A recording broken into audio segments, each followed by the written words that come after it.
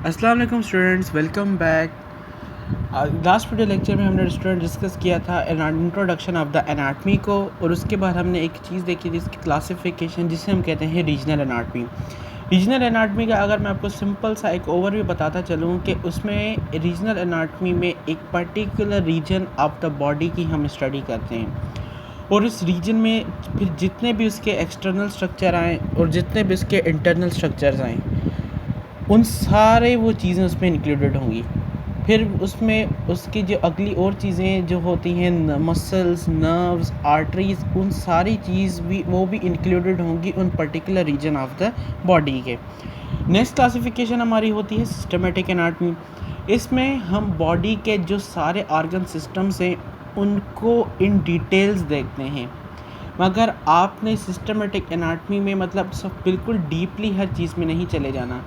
इस चैप्टर में आपको एक हर चीज़ का एक ओवरव्यू मिलेगा और एक लिमिटेड एक्सटेंट तक आपको चीज़ें मिलेंगी जो आपको याद करनी है।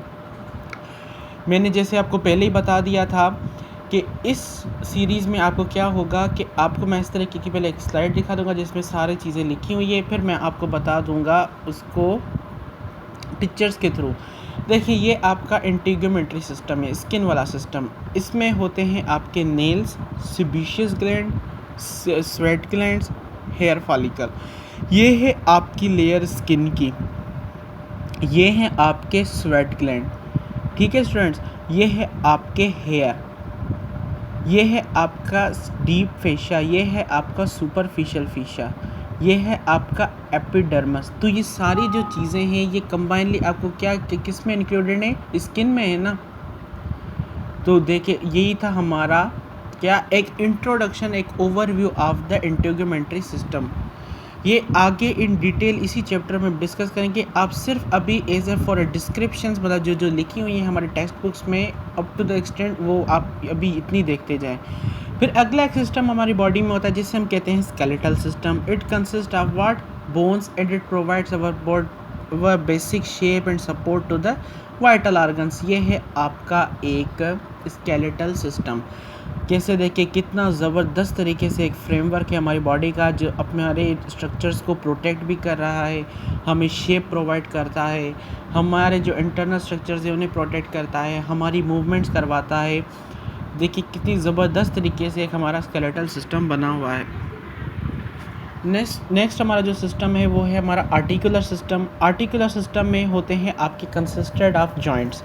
मतलब जब दो बोन्स आपस में मिलती हैं तो उन्हें हम कहते हैं जॉइंट्स। जॉइंट्स हमारी बॉडी में अलग अलग तरीके के हैं। एक कुछ होते हैं आपके साइनोवियल जॉइंट, कोई कुछ आपके होते हैं कॉन्टिलाइड जॉइंट, कुछ आपके होते हैं सैडल जॉइंट, कुछ आपके होते हैं हिंज जॉइंट। ये सारे जॉइंट्स इसी चैप्टर में इन डिटेल हम डिस्कस करेंगे। सिर्फ आप अब इस वक्त इसको एक ओवरव्यू, एक आइडिया लेते जाएं कि what is articular system. Next system हमारा बॉडी में होता है वो है muscular system. Muscular system it consist of all the muscles of the body. Muscles are what? They are fibrous structures which helps in different functions of the human body।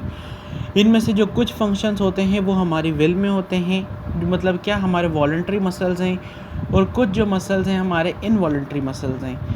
कुछ जो muscles हैं वो हम मतलब फॉर मूवमेंट्स इस्तेमाल करते हैं, कुछ जो मसल्स हैं वो हमारी डाइजेशंस, वेसल्स, इन सारी चीज़ों के अंदर होते हैं।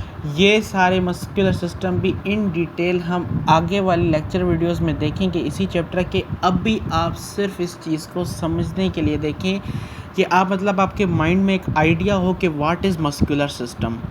तो इस तरीके से आपका एक मस्कुलर सिस्टम होता है। अगला एक सिस्टम हमारी बॉडी में होता है जिसे हम कहते हैं कार्डियोवास्कुलर सिस्टम।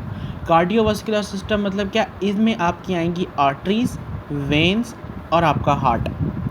आर्टरीज वो वेसल्स जो ब्लड लेकर जाती हैं हार्ट में से towards the body, and veins वो वेसल्स जो सारी बॉडी में से जो ब्लड है वो लेकर जाती हैं हार्ट की तरफ। और heart is a pumping muscular organ which involves in the oxygenation and the deoxygenation.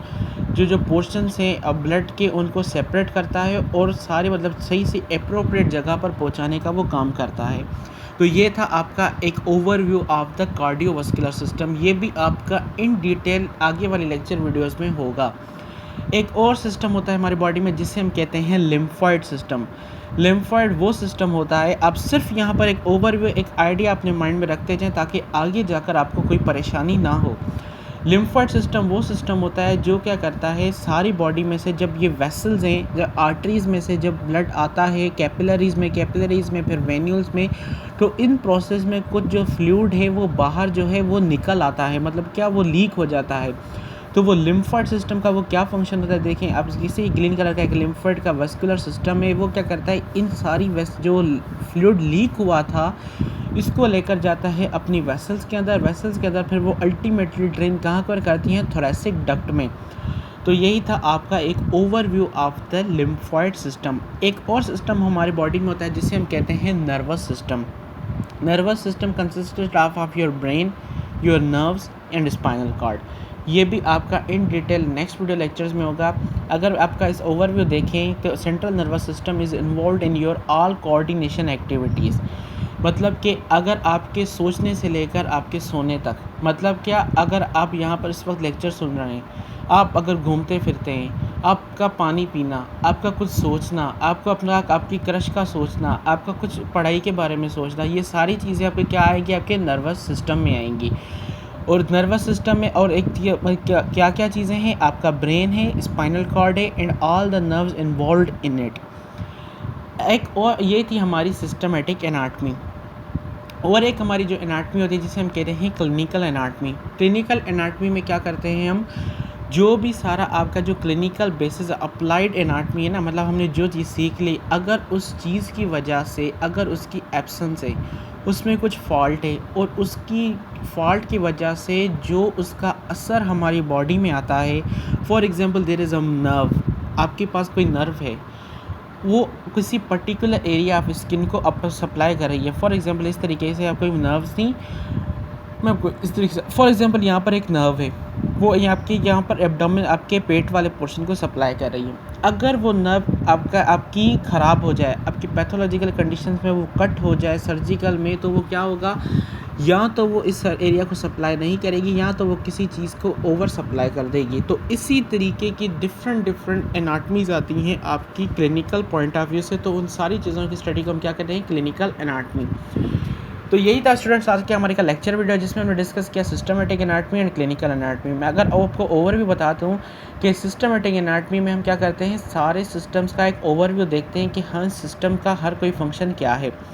सारे डिटेल्स में आगे वाले लेक्चर वीडियोस में डिस्कस होंगे, मगर आपने यहाँ पर सिर्फ एक ओवरव्यू देखना है कि यहाँ पर क्या था हमारे पास, इंटेग्यूमेंट्री सिस्टम, एक था हमारे पास स्केलेटल सिस्टम, एक था हमारे पास आर्टिकुलर सिस्टम, एक था हमारे पास मस्कुलर सिस्टम, फिर आया था cardiovascular, lymphoid and nervous system.